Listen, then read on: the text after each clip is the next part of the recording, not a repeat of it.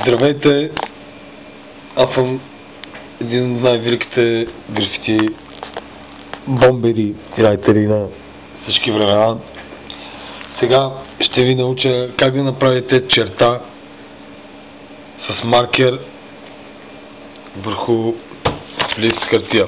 Разбира се, ще ви трябват химикалка, ето виждате химикалката, маркер, при възможност молотов и ръкавица, за да не се изцапате с маркера.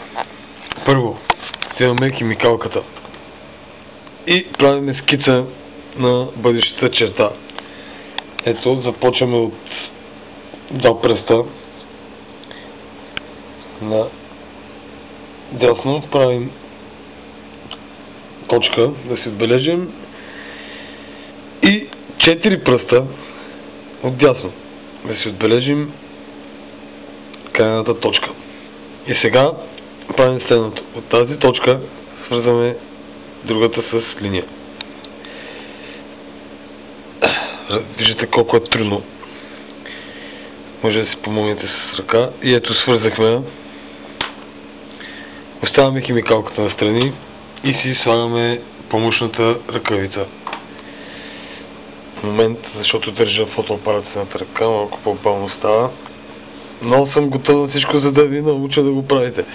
Ето, сложена е ръкавицата вече. Може да вземем маркера. Оп. Внимавайте, много опасно. Отваряме го. Ще оставя фотоапарата за малко, докато го отворя. Оп, готово. Вече отворен, трябва да изглежда така.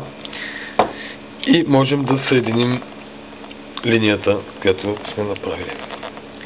Като почнем от тази част. Така, внимателно се прицелваме. Ето виждате колко е сложно всичко това.